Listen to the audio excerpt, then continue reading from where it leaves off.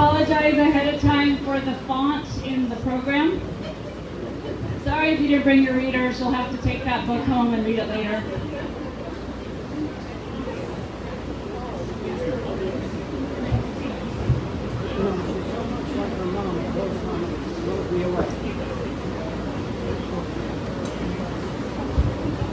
First of all, Colin and I would just like to thank everyone who helped make today possible. So, first off, Jim Carlson, thank you so much for donating this venue. It's beautiful. I think everyone can admit that. It's wonderful, and we're very, very appreciative. Kathy Lutz, Barb Marshall helped us set up last night. Thank you. It was amazing to have people just volunteer and help us. And for all of those who volunteered and I didn't task you with something, it's because I was a mess. So thank you for volunteering and offering. We feel very supported. Hello? Last night, we spent hours, literally hours, making Dad's authentic Chinese dishes. And so, shout out to Bruce Markey, Sharon Markey, Jen Lolum. They literally chopped for hours to make this possible. Emily Cleasy, Emily Hewitt did all of the beautiful displays with ferns, flowers. Thank you to you guys. Jed Brongill spent hours putting together a beautiful slideshow, so thank you very much to Jed. And to Annie, who single parented for all those hours.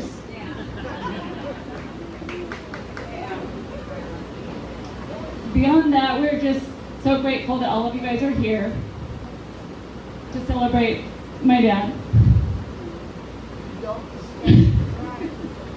I'm really going to try to keep this lighthearted, okay? But I'm probably going to ugly cry, so just bear with me. You're doing great.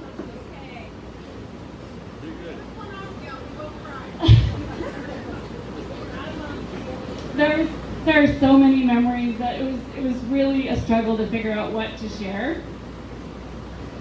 So I just started jotting down ideas all summer. I've just been kind of like voice to texting things, and then I had this big huge jumble, and I was like, oh God, it's like way too long, of course, because you know I'm Ken's daughter. There's just too much going on up there. So I was just thinking, what's the best stuff that won't make me cry? So I thought funny stuff. So just thinking back, one of the times that comes to mind is the time that we took a road trip. He decided that it was a good idea to take Colin and I on a road trip to see the Great West in Susan's VW bus. I was 14, Colin was 11. I don't know if the best part of this trip was when we were in LA traffic and he was gritting his teeth. If you've ever seen Ken angry, you know what that looks like. And he was letting all those city drivers know exactly what he thought of them and where they could go. Literally full road rage. Like before road rage was a thing, I truly remember wondering if we might die then on the LA freeways. But then later on in the trip, when the clutch went out, coming down the Tetons on the other side into Jackson Hole, Wyoming. Not sure if you guys have ever been on that road, but it is steep and it is windy and it is narrow. So let's just say the shifting was exciting. I also thought we were going to die. But all in all, I have to give him credit for having the initiative to take us on that trip. As negative as he was sometimes about so many things, he sure was optimistic about how many things could actually go wrong. And despite some of these memorable classic Ken episodes of rage, I feel super grateful to have had this opportunity to see some beautiful places in the American West with him. A lot of people never get to see those places. Also, the speech is way too long, because I do that. And that brings me to the next section about him. To say he was a talker is an understatement. As a child growing up here, Colin and I were literally always the last ones to leave the gym after our basketball games. Yeah. Even though we had like the furthest drive, all the way up the valley. He would still be talking to the custodians, Mary and Barb or Steve and Merle. They would be cleaning the floor. They were shutting off the lights, and we were just still there. I mean, basically we just learned to sleep in the car. We were really good car sleepers. Before we were involved with all the sports and teenage lives, he used to drive us up to Issaquah to see our grandparents regularly. I mean, kudos to him. Thank God it isn't current drive, because I don't think he could actually handle that. We would definitely die in a road rage situation. But we would leave my grandparents' house, I mean, never before 11 p.m. Like we got home in the middle of the night. He would just, whoever was there, he was talking, we couldn't leave till somebody else went to bed first. You had to literally go to bed to get him to leave your house. So we just got home in the middle of the night and we slept in the car. It worked out well. I mean, what can you do? You could talk to anyone, anywhere. In fact, another memory is that the Jehovah Witnesses would drive up the valley, 6 miles of gravel, regularly, like all the time. And they would stay for hours, 3 hours. Colin and I would be in the woods. We would wonder if they were gonna leave so we could come home. We were like eating berries. I'm not kidding. It was a regular thing, and he loved them, and he got to be friends with them. He totally enjoyed his time, and he has friends, still, or did have friends still in his heart, in their hearts. I mean, a lot of people are talkers, right? But have you ever met anyone that would literally continue talking as you rolled out the window and drove away? I mean, if you're going to visit him, you had to be prepared for that. You had to know that the way you were going to leave was rolling up the window and waving goodbye as he was still talking. And you had to be like, okay, because otherwise you'd be there for the rest of your life. In fact, my husband's always way too polite. I'm like, just roll up the window and I'll be here forever. Emily Cleasy recently told us a story about how she used to run up the road when she lived on the North Shore, at the gravel, and he would time his drive out the valley to make sure he would encounter her, and then he would just drive 2 miles an hour alongside her with his window down, talking to her as she was jogging.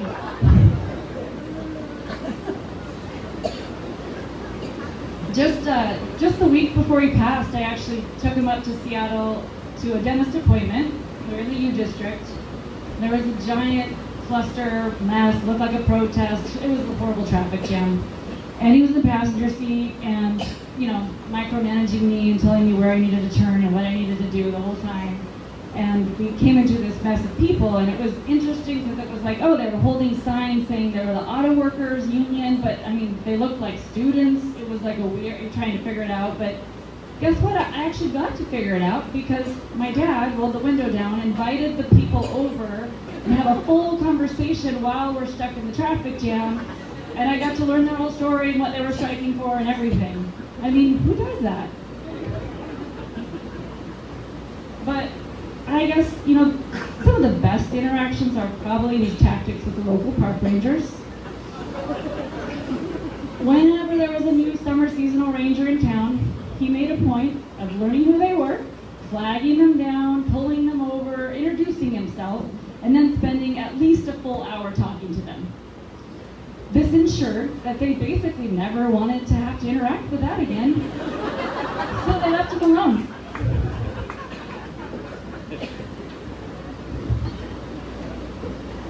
Thinking back, there was actually quite a few driving incidents that now make me laugh.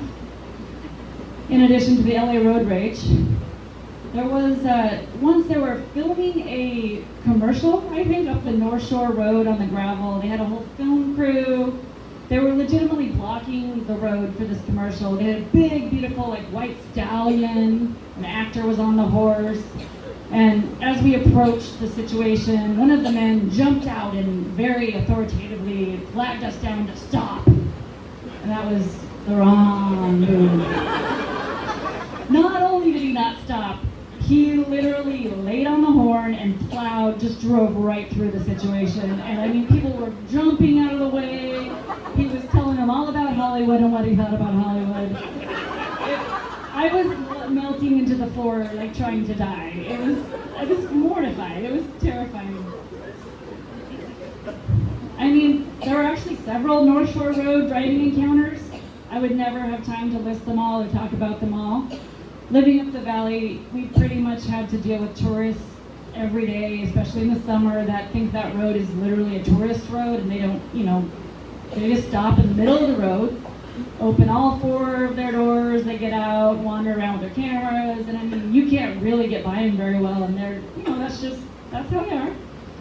Well, let's just say I'm pretty sure there was several incidents where the tourists, and probably the Hollywood film crew too, that took the time to go to the local park ranger, tell them that there was a crazy man who had verbally assaulted them, threatened them, and actually drove around them at an unsafe speed.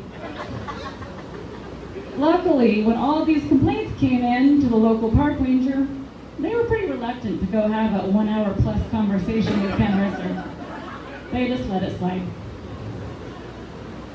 It was a bold strategy, Dad, but hey, I guess it worked. You never got arrested.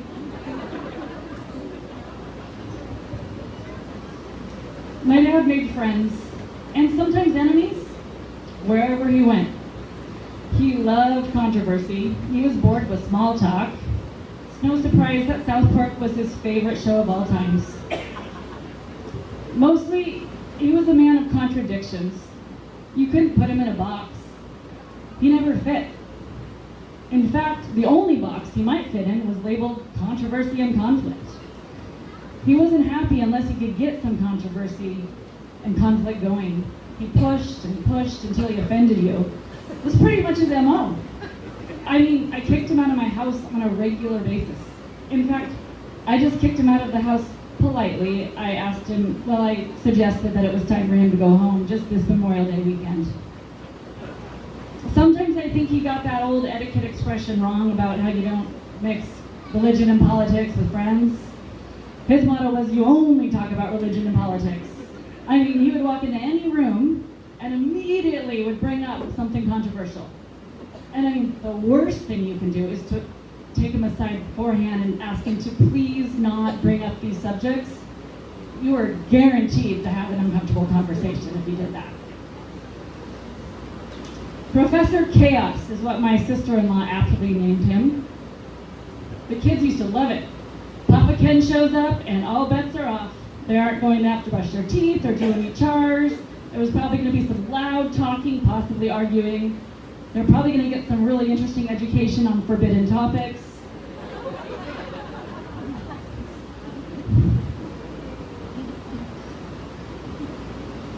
Well, all funny stuff aside, this is why I can't talk about the other stuff that makes me sad. The truth is, I feel extremely privileged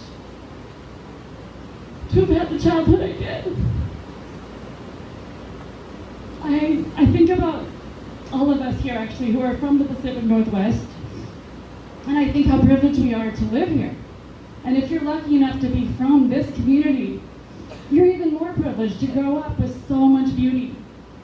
And then I think about myself and how I actually grew up inside the Olympic National Park in the rainforest. Like, no one, that's not a thing. I'm so unique. And I'm so grateful for that. I don't think there's very many people who can say that. I mean, it wasn't always sunshine and roses. I mean, it was never sunshine, it was rainforest. But it was an experience that's literally a part of me. And on top of that, as if growing up in the forest in the middle of nowhere wasn't enough, I was even more privileged to have a father who, for our vacations, he would take us deeper into the Olympic National Park, into hiking, and if that wasn't remote enough, he would actually cut off every trail. We didn't do anything on a trail, and find places that no one went. This was before GPS. We were literally like mountain goats going up weird hillsides. I promise you, it was weird, but I was young and didn't know it was weird. It took me until I was old, and I would like never do that with my kids. Like, he was so crazy. We never camped in a designated campsite. He was disgusted at the idea of a designated campsite where all the people were. No. And we did the same thing at the coast when we would go to our unmarked secret beaches. These trips to the places where there were no people, those were my annual summer vacations. world and all the people in the world and the people who live in places where the population density is insane. And I've literally been standing on a mountaintop with just my family and no one for miles and miles around. That is true privilege. There's so many people who will never experience that. There's people who's never even seen the ocean or been in a forest or a mountain. The forest was literally my home. The mountains and the ocean were my vacation. Thank you, Dad. That was all because of you. I'm so grateful.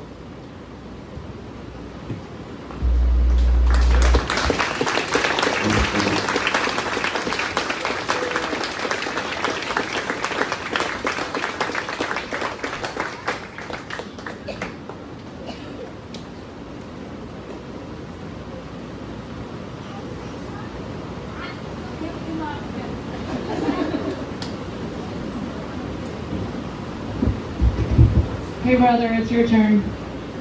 I can't tell you how good it feels to go first and be done, and you have to go now.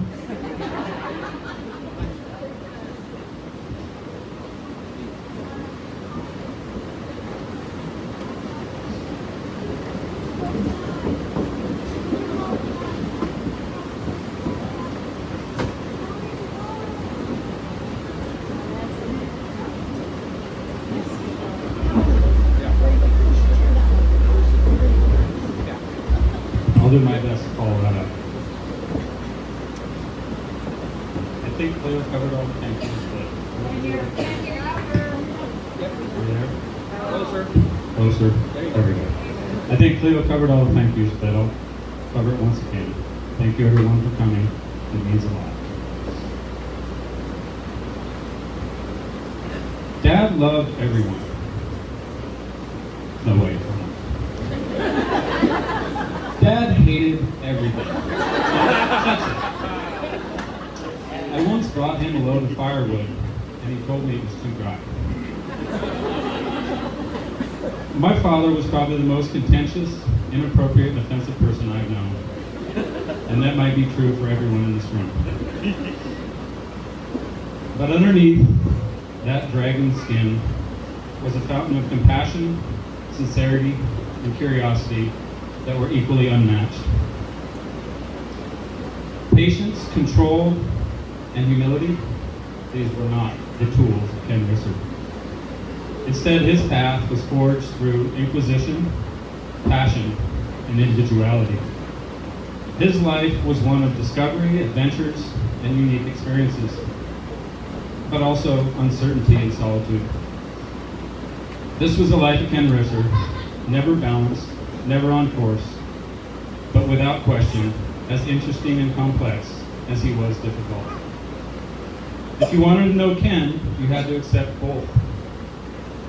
His life, like a library, filled with far too many stories and quirks to recount. But tonight, I'm going to try to remember a few of the things that Dad loved and forget everything he complained about. Shortly.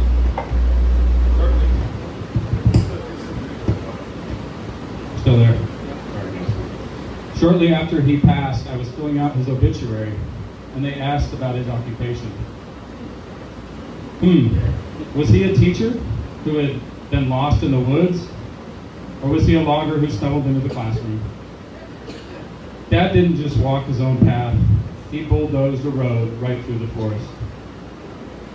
In reality, he was a teacher who used the forest as a classroom, and if he had to teach a chokerman about the laws of physics or biology, then so be it.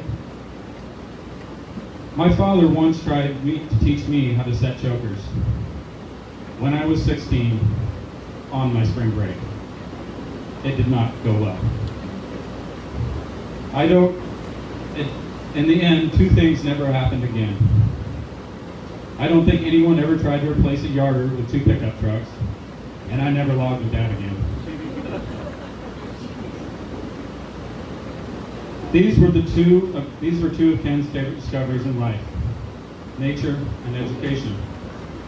Some of my earliest memories of Dad are him explaining to me which species of brush you could trust on steep hikes, and where the water was clean to drink from, and why an entire bag of prunes was not a good trail snack.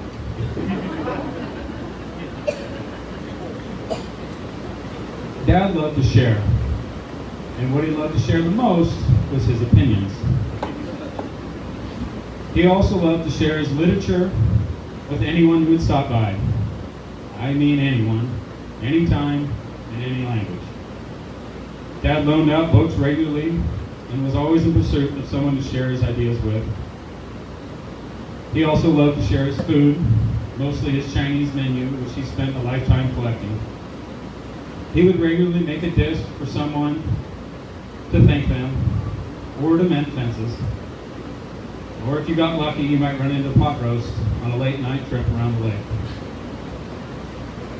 Dad also loved community and agriculture, and I think he believed they were one and the same. He loved knowing the people he worked with lived in his community. I have never met someone with such a great thirst for knowledge and meaning. His ability to challenge, question, discover, and inspire knowledge in others truly was special. Dad was really difficult to be around at times, but he had so much to share, and I will continue to share the things he loved and laugh about the things he didn't. We can't forget how much Dad loved funerals. One of the first things we found when we were cleaning out his house was a stack of funeral programs. So please know, wherever he is, I promise, he's busy telling someone right now how we screwed this up. Last of all, Dad loved all of you. My father used to say, good people counted wealth in friends and family. And for someone who could be so confrontational, he sure did find a lot of people who loved him. So I'd say he was pretty wealthy. Thank you, everyone, for coming. Thank you, Cleo, for making this happen. I think without you, it probably just would have been a bunch of stories around the bonfire. Thanks, Jed, again for the slideshow. And lastly, thank you to my wife and children who have been by me. I don't know what I would have done without you. Thank you, guys.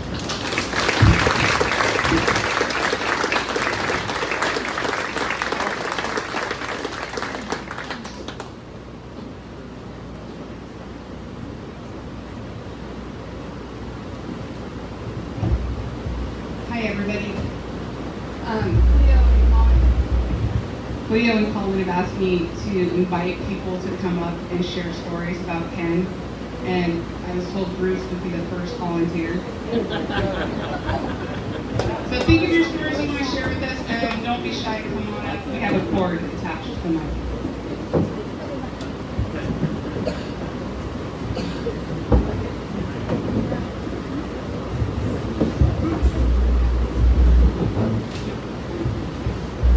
Can you hear me?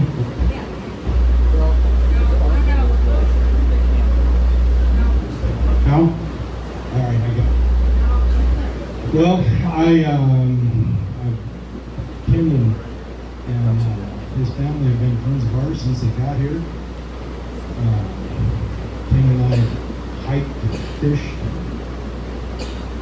packed out elk meat, and whenever we needed a hand, Ken showed up and helped us put hay in and roof my house. I'll have to say that Ken is probably one of the most intelligent people I ever been around. Although he was a bit confrontational. I'd say one of the true measures of a man probably is how his children turn out. And I'd say Ken did a awful good job of that. Thank you.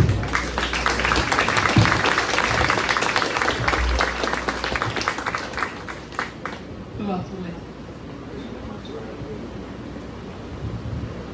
Hi, Risser.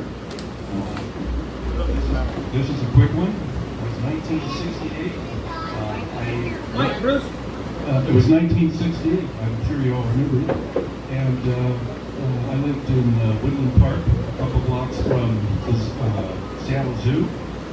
And we were young, three of us young bachelors, and it was kind of a party house, okay? But we decided to carry the party over to the zoo because the fence was easily climbable. But this was after hours. We didn't disturb the animals or anything. And so we did that, and I was sitting around chatting. I'm 18, and Bob Carpete's brother, I live with his brother, said, oh yeah, there's a new guy to the group, his name's Risser.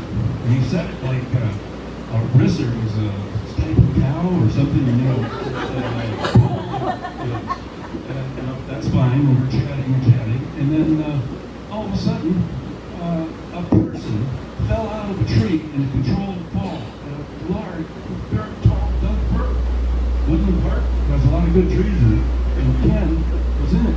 Controlled fall. The last branch, 6 feet up. And Bruce, put your mouth on it.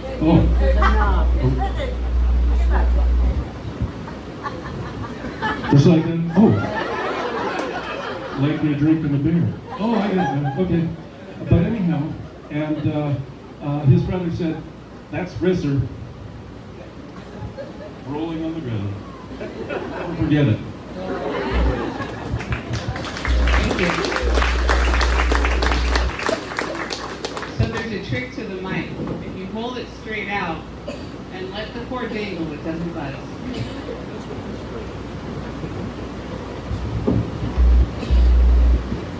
I don't know if I can tell the story without dropping a whole bunch of F-bombs. I'm serious. I want to repeat the story about Mister, but there's bombs on it, so cover your ears, please. I went with him to Seattle a number of times, but on this trip, it was a nightmare from the beginning. We got a shitty motel room, we couldn't smoke in it, and then we doubled back to a restaurant where Mr. wanted to eat, but it was by the Seattle Center, and Janet Jackson had a concert, so traffic was a nightmare. And we finally get back to the motel room, and Mr. says, well, that no smoking is only for cigarettes. I can smoke pot.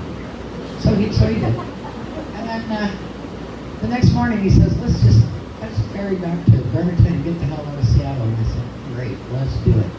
So we get to the ferry terminal, we pull up to the booth, and the man in the booth had a very heavy accent. And so, and I'm sorry, I call Ken Mr. He's Mr. And Mr. Again, which one? And the man goes, blah, blah, blah, blah. Mr. said, excuse me? Yeah, blah, blah, blah, blah, blah. Mr. says, well, I'm sorry, I'm hard of hearing. What'd you say?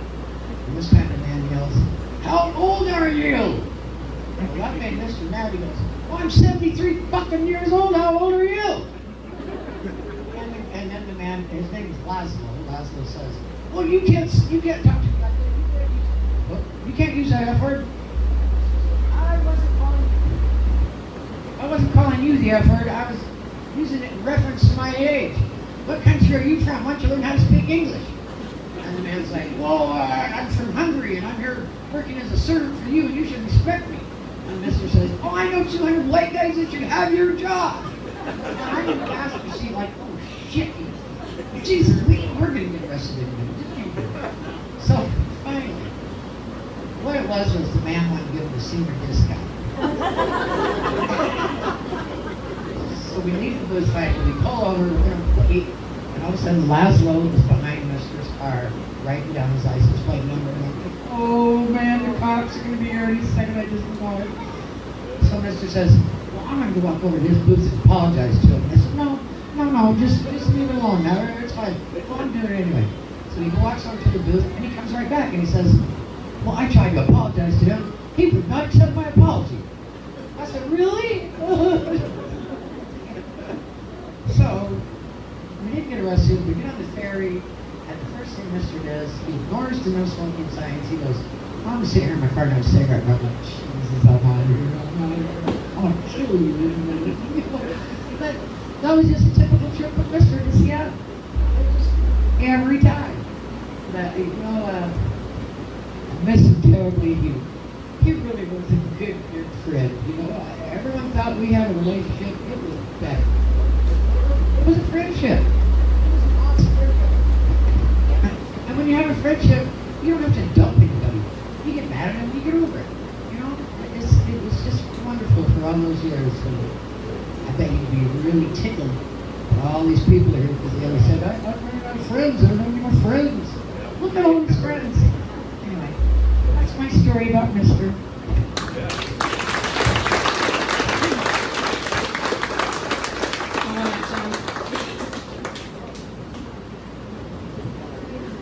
Vicky got here first. Hey, good looking lady, go with Well, I don't have any big stories about Ken. I worked with Ken for 26 years at the school. He was in my office every day that he worked, and we cured a lot of problems in this world. I appreciated Ken, and I think we are all privileged to live in the Ken Risser world. The only thing I want to say is, the last time I saw Ken, Alicia and I were up at the hospital. We both had doctor's appointment. Ken had doctor's appointment. We all come out, oh, kiss, kiss, hug, hug, you know how it is. My last words were to Ken, I love you, Ken. And I don't know if he could ever really say I love you, but he put his head down and went, and I assume he said the same thing. But here's to Ken Risser, he'll never be forgotten. Love him dearly. Thank you, everybody.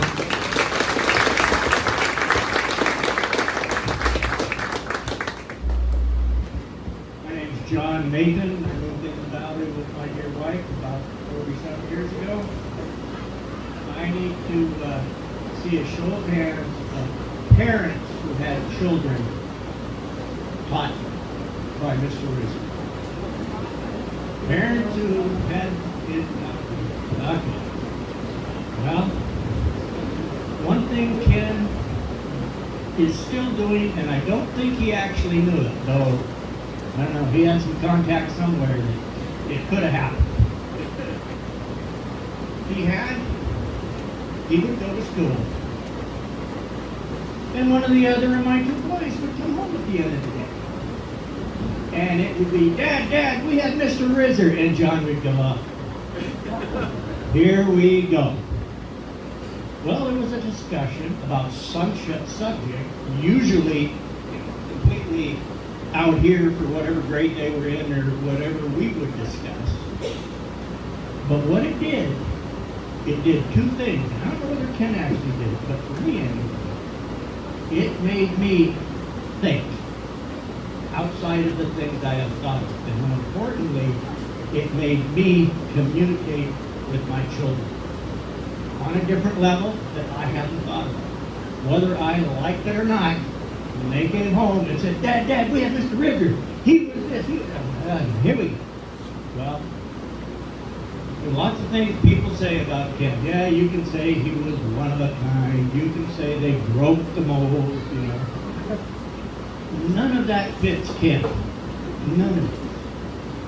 When God created Ken, he was absolutely, totally, 150% freehanded. Total freehanded.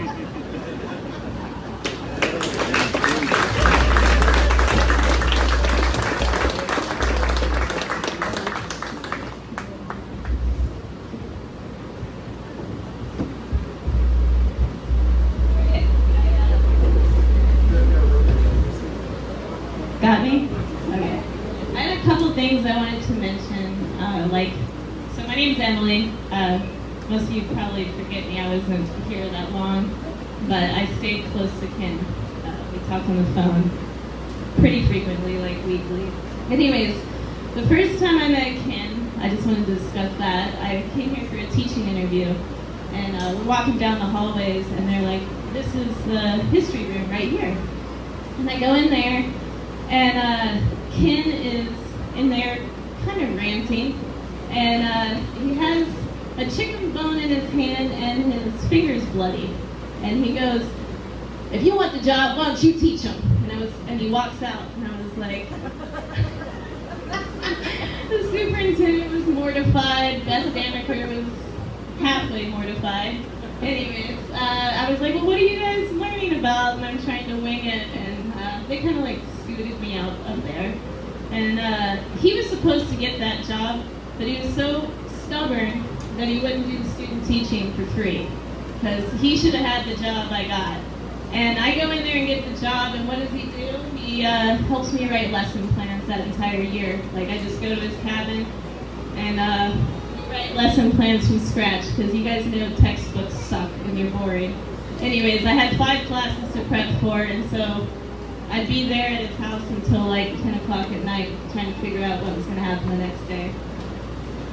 He brought a voodoo doll into class, and on one side was John Jones, and on the other side was the National Park Service. And he let the voodoo doll get tossed around in the classroom, and they put needles in it and whatnot. So that's a good time. An interesting thing about him is, well, now I do wildland fire, and we would argue a lot about, I'm into fire ecology and like letting nature get back to its natural rhythm, and he reads the Range magazine and he's like, thinks that the Forest Service is just burning up land. But one thing that we could use more in society is he was in the middle, like he was both an advocate for nature, for animals that can't speak, and then for ranchers and loggers. And there is like this medium that we could go down in this world where you're like, you can please both. And so he definitely thought outside the box, and it's like, it's such a shame to not have that. Okay, I can't have that. Anyways, he really got me to appreciate corvids and covids, and so he had Heckle and Jekyll that he took care of down by his house, 2 crows, and if they brought the other crows, they got cut off from food. And then he had his raven couple up the valley. So I smashed my phone, because that's what I do, and I only have a few quotes, but I just wanted to read you guys a couple texts that are pretty entertaining. Some of them might not be appropriate, so I think I might have to cut it off. Okay, so I live in Idaho now, so we make fun of Idaho a lot. Hold on. Okay. Idaho makes the national news by moving from lethal injection to firing squad. I suggest a new state slogan. If you miss the 1800s, you'll love Idaho.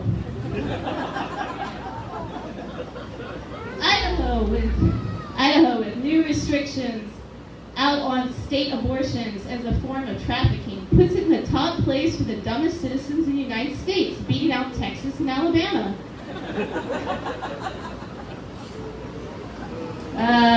I just hope we get to hear Stormy Daniels testify that, never mind, I can't do that.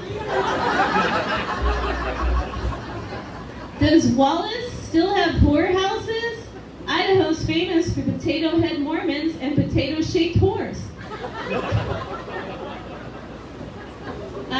Breaking effing news. The world is full of idiots. Okay, people aren't as smart as rats. Too bad you're not Donald Trump's type, so you could let him grope you in a dressing room for $5 million.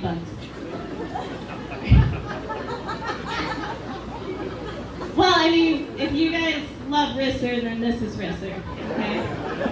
All right, the last text I got from Risser, which I just sent a ha-ha back to him. 6 million acres in North America burned in the last month, and 80% of the population who live in cities are worried about smoke. If you could get rid of the smoke, they wouldn't care about the fire. Must be nice to feel important. That's true. All right. And I'm sorry, I'm long-winded, because we're kind of like each other. Anyways, I got a poem to read, Liquid Love. Let's see, I mean, and it wasn't a West Virginia education, a Virginia education, so hopefully I don't screw this up. All right.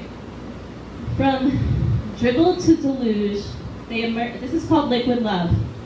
Okay, start over. Yeah, this is Ken Risser's poem, and he has a lot of poems, by the way. And then we have another one over by the photo album, and I think he's a spectacular poet. I don't even like poetry, okay?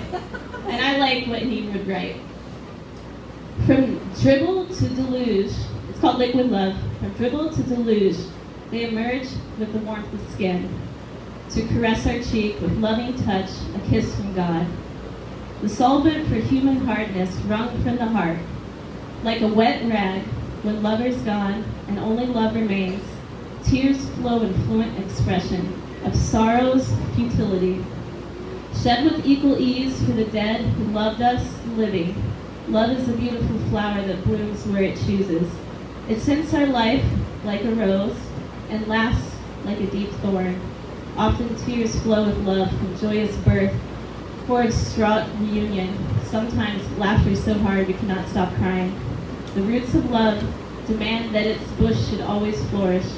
All we need to linger is the sweet smell of fresh blossoms. And I just wanted to say, sometimes people would go stop by Risser's house, kind of like for a show, because he's entertaining. But the truth is, he's very compassionate. And everything, he could listen. I know you guys don't think he could listen, but he knows me better than almost anyone. And he just retained everything I told him.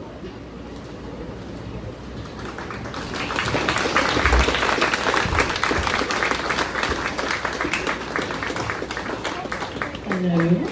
I'm Christy. I was a classmate of Colin and Annie, and Theo was a little bit ahead of us in school.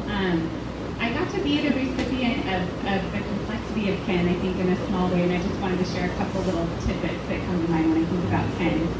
But first, which will not surprise anybody now because you've heard it from 3 other people, one of my strongest memories of Ken was when he was a substitute teacher in our history class. And I remember at the time, I didn't have too complex thoughts at the time, but I remember we were, for whatever reason, just reading straight out of our history book. That was what we usually did in history class. But Ken was the substitute teacher, so we started that. And at first Ken was like, oh, no, just one little correction, and just like this. And then pretty soon Ken full on grabbed the book and threw it on the ground and was like, this is garbage. Let me tell you what really happened. And then proceeded to extemporaneously teach us about whatever the thing was. I don't even remember. It's probably Vietnam or something. But I didn't understand at the time. Of course, we thought it was hilarious. But it wasn't until years later that I came to appreciate, yeah, it is a little one-sided. There's not a lot of complexity in the textbook of history in high school. And so I appreciate that he brought that to all of us, even though what we got out of that was that it was really entertaining.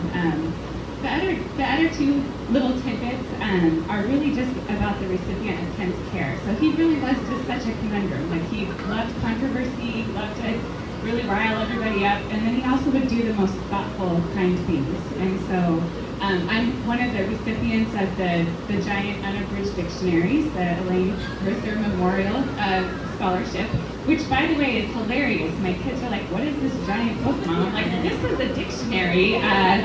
There was a period in time when we did not have easy access to all of those definitions. And then the other piece that really stands out is that Ken would painstakingly spend, I don't know how many hours every year putting together the slideshow for graduation. Yes, it's on VHS. And yes, this is at a time when you don't have music at your fingertips. So there used to be a time that you did not have access to whatever music you wanted. There's no Alexa. And Ken actually just took the time to find the right song for the right kid and just was so thoughtful. And I just am really, really grateful that I got to be a recipient of just a little bit of the complexity that was Ken. And I'm grateful to be here remembering him with you all.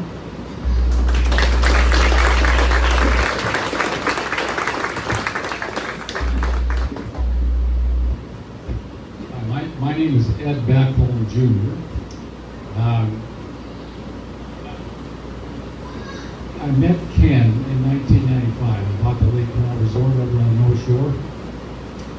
And I was out doing some sign work on the entry, and we were constructing the posts and beams and everything. And of course, Ken would drive up, roll his window down, and hurl a grenade comment at me.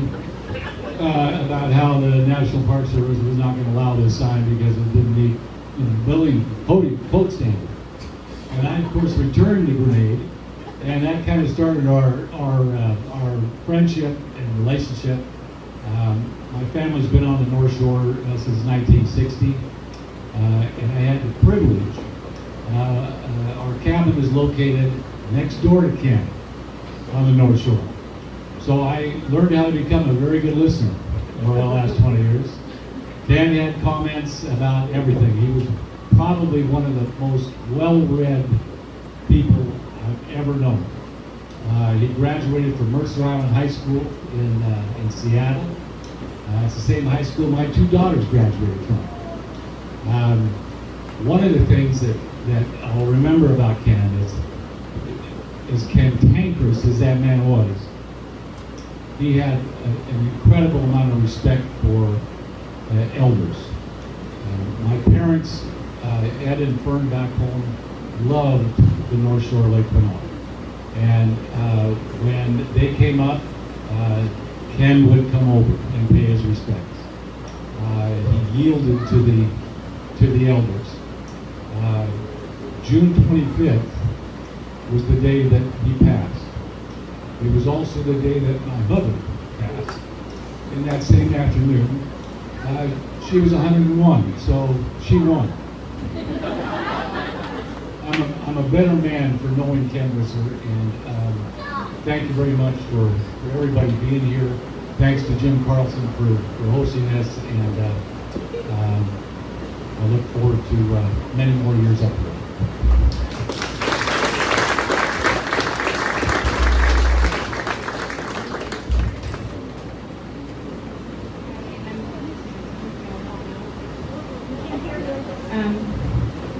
A little sad, but this is for Cleo and Gabe and the Gibson family, Coleman. Nothing's worse than losing someone that you love. There's no right or wrong way to grieve. Your life has been changed forever.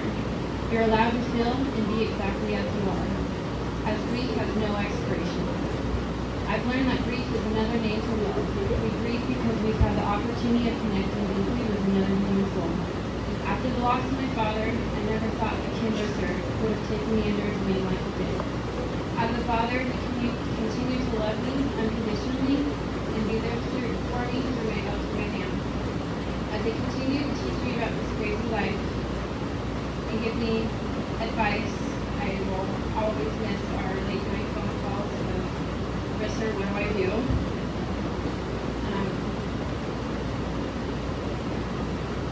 He also turned me into a good cook. He taught me all of his recipes and the secrets to them. I'm not sure who made the beef shreds here tonight. Who made them? No, who made them? We need to have some cooking skills. We can teach you a little bit better. Never ever use powdered ginger or powdered garlic. It might be monster. I'm pretty sure he had the Lake Panola School full.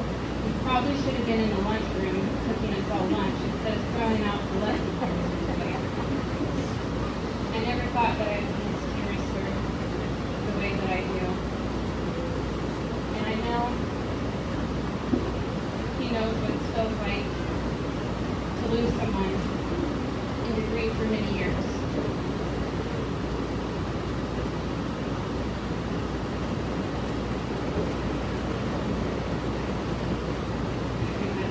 But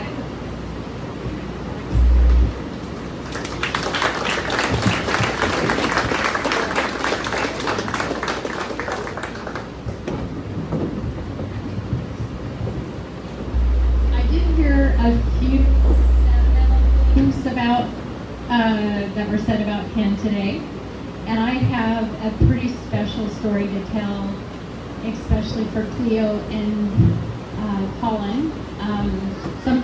A story I don't think I've told but maybe one or two times, and I'm glad to share this with you today. But when I opened up my hair salon, it was just a few years later, I was still getting to know people that were outside of the school. People seemed to come from the woodwork, like. And one night I had a long day and I was doing my last haircut, and this man walks in my door, and I never seen anything like it before. And I don't think I need to explain, you know, the facial hair, the work. I mean, he was come from the woodwork. And I said, can I help you? And he says, can I, how does this work? Can I get a haircut? And I said, well, I was just working on my last haircut for the day. Can we do it tomorrow? And he says, no, that won't work. Has to be tonight. And I said, and I was kind of scared too. And so I says, okay, it'll be about 15 minutes. So he went out the door and he came back, and 15 minutes later, this person comes back in the door, and I said, hi, can I help you?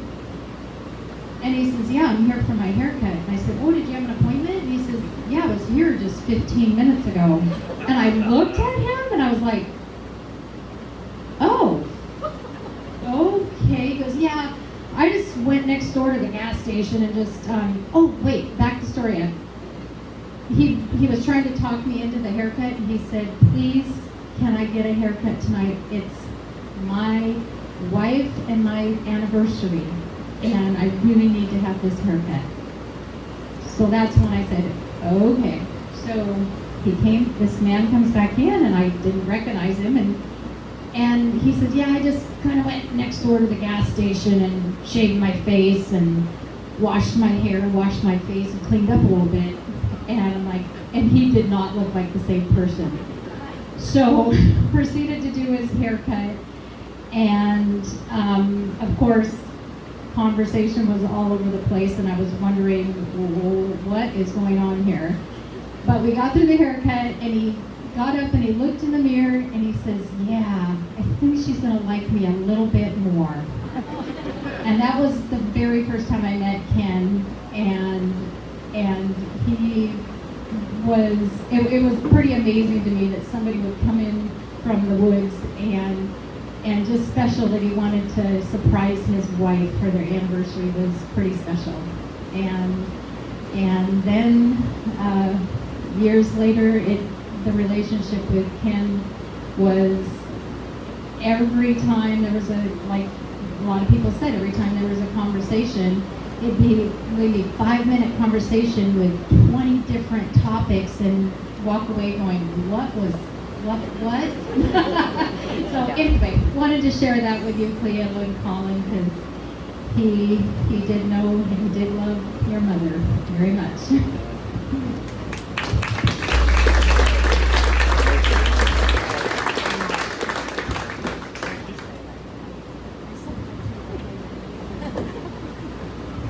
I would like to try and create some imagery and take you back to around 1976, when things seemed to be a lot less confusing. Ken and Elaine were in Port Renfrew, and Ken was setting chokers, and Elaine was working in the camp kitchen. And Ken had invited us from the mainland up to Port Renfrew to hike the West Coast Trail on Vancouver Island. He had a friend, a young Frenchman, who got in a contract to start that work. And it sounded exciting to us, and we went. The trip started with a boat ride across the river in Port Renfrew. Aluminum boat skippered by a native. And we had full packs. We were going to be out for about 7 days. And we anticipated a landing with these full packs on the other side of the river from Port Renfrew to start this trip. And we never made a landing. Native American pulled the skip up next to a large boulder, and he said, jump.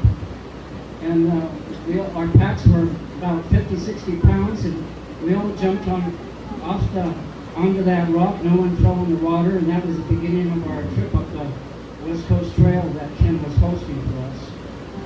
But now I want to sort of create an image of Ken's gallantry in an episode that happened crossing one of those deep ravines where the Devil's Club leaves were like that around down below us, 30 feet, walking old growth logs, 60, 70 feet long, on moss-covered logs.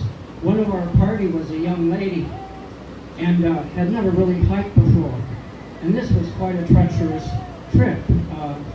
There was a dislocated shoulder and a knee suffered on that trip.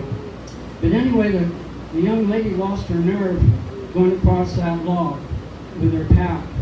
And she took her boots off. And the kid took his pack off and walked to the uphill side of the log. And he took her hand like this and walked her backwards. He walked backwards across that log, 60 or 70 feet, old growth log. And it was one of the most gallant pictures you can imagine. It was poetry to see him do that, to see how frightened she was and how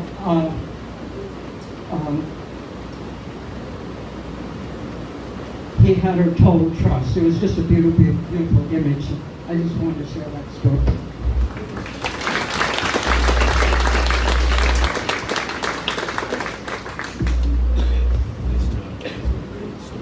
Alrighty, name's Carly Sansom. I just wanted to share a couple funny things of him and some things that he taught me. One week he subbed the whole math class for the week. And started on Monday, I was really begging him to let me trim his eyebrows. I'm like, come on, I said, please, please, it's helping you, you know? And by Friday, I was like, okay, I'm gonna ask one more time. And he goes, all right, your mom's a hairdresser, what the hell? And he pulled out a comb out of his pocket, and I got to trim his eyebrows in math class. And that was one of my best memories with him.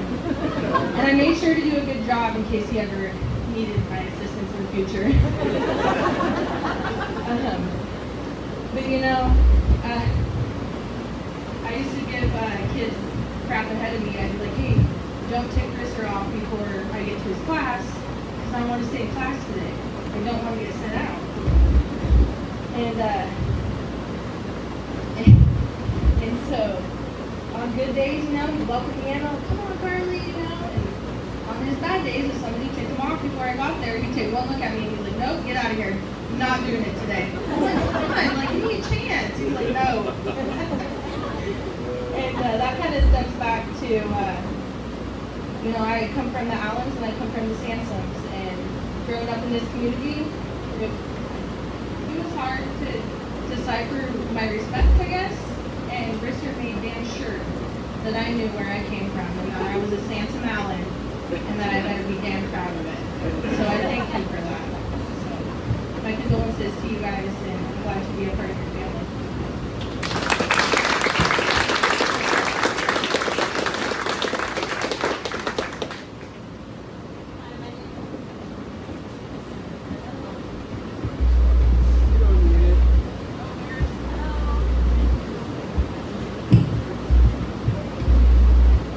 Hello, my name's Mary Christensen. Hi guys. Have you ever seen so many people want to tell a story at a service? No. So the first story that I came up with, I was told I could not tell. We're not sure that anyone would understand why I had to explain to my 5th grader and my 3rd grader what a phallic tool is used for. So thanks, Ken. So the story that I decided to share with you is my mom and I have sang the national anthem at many, many events at the school, and Ken actually gave us a compliment that was absolutely unbelievable.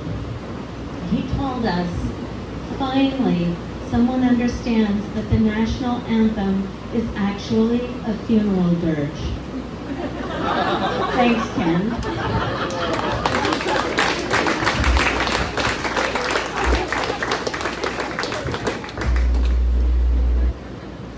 Carly, where'd you go? Carly, I think that was my math class, by the way. My name's Ben Strong. I was a teacher here for almost 10 years. Jack Rader, Ian Strait, and I, and Ken spent a lot of time together. And obviously, anybody here knows that the range of who Ken Risser was is pretty big. So my perspective of Ken comes from his love of literature and asking those questions in polite company that we shouldn't ask, surrounding religion and politics.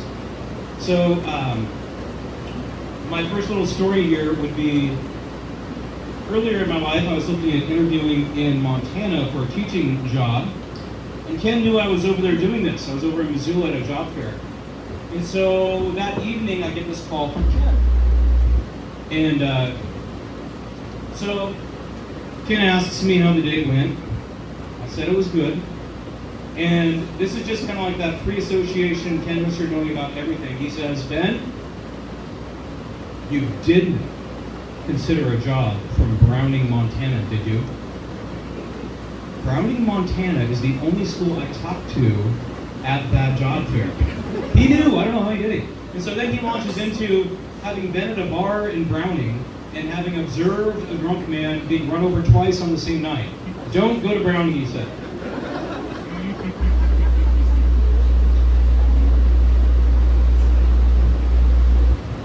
So when I heard of Ken's passing, and by the way, I too moved over to Idaho. I missed all of Ken's cheap shots at Idaho, but when I first heard of Ken's passing, I just kind of sat and thought for a while about Ken, and he and I really like to discuss religion, philosophy, that sort of thing. So here's my ode to Ken Risser, another side of Ken Risser. If you know the rough side of Ken, here's kind of, as we've heard it, allusions to the softer side. Seize the moments of happiness, love and be loved. That is the only reality in the world. All else is folly. It is the one thing we are interested in here, and that's Leo Tolstoy, War and Peace. Ken Risser was one of the most complicated people I've ever met. His life reads like a storybook, alternating between adventure, intrigue, and tragedy. I learned a great deal from Ken, and will always think of him with a smile and consider perhaps some of the most enduring things he shared with me, including a love of Chinese food, as has been mentioned, and Russian literature. Don't say that anywhere else, you might get in trouble. I first met Ken on some evening in the early fall of 2007. I was one of two new teachers at Lake Quinault School. The other was Heidi over here. And I met him on one of his slow drives up the valley. I must have been a curiosity because he stopped in at the old Creviston place across from the Kessler homestead, and he introduced himself. A few months later, the storm of 2007 swept through the valley, and our relationship grew closer as I shared my generator with Ken and Heidi. From there, we slowly became more acquainted as I grew into his social circle. I remember on one occasion when discussing matters of metaphysics and faith with Ken, that Ken declared himself to be a Tolstoy Christian. What is that? Though I don't remember exactly how Ken continued, I'm sure it was a long explanation. To define that faith, I look back on his life and I think, now I know. I believe Ken's idea of his faith can be best illustrated by a book he often and fondly referred to, and that book is What Men Live By. It's a short story by Leo Tolstoy. I remember him coming back to this more than once in very serious moments. So here's the thesis of What Men Live By. The thesis of What Men Live By contends that men live by these three principles. I'd like to consider them in terms of Ken Risser. The first of these principles considers the question of what dwells in a man. Tolstoy suggests that when man overcomes his basic fears, what dwells in a man is love. Ken was a rough character to many on the exterior, but to those who knew him, he could be soft-hearted and proud when pondering deeper questions of life. And we've heard hints of that. Tolstoy here quotes the Epistle of John, chapter 4:12. No man hath beheld God at any time. If we love one another, God abideth in us. And I think we've heard allusions to that love. that Ken had. The second of these principles takes up the question of what is not given to man. Here, Tolstoy suggests that it's not given to a man to know his own needs. He continues that man focuses on the short-term wants and needs, but misses the need for contentment found in long-term love. Ken spoke of his wife with such love and with such tenderness that surely he found that love in the temporal plane at least. When Ken gave my wife and I a Chinese cookbook on our wedding gift, as a wedding gift I should say, I knew the real gift was the experience that he often talked about cooking with the women. The context was the book. The gift was experiences that he wanted to share that he wanted my wife and I to experience. Appreciate that. To this point, Tolstoy quotes John 4:16. Pardon me. There we go. John 4:16, Tolstoy says, God is love, and he that abideth in the love abideth in God, and God abideth in him. And I think some of that love Ken demonstrated was part of his being a Tolstoy Christian. Almost done. If this is too much for you, I'm almost done. The third principle considers what do men live by. Here, Tolstoy suggests that what men live by is not caring for themselves, but by loving and caring for others. Kind of rings a bell, doesn't it? We've heard a lot about that. Ken lives out this concept by caring for others, and again, we've heard story after story there. Tolstoy on this point quotes John 3:17, and that says, "Who hath the world's goods, and beholdeth his brother in need? Shutteth up his compassions from him. How doth the love of God abide in him?" Let me translate from the King James. How can people who have a lot not help people who are in need? And I think we've heard that said of Ken. He was constantly giving, whether it was Chinese food in that defense for an offense that he made, or just helping somebody in need. I've really appreciated knowing Ken, and I'm going to miss him.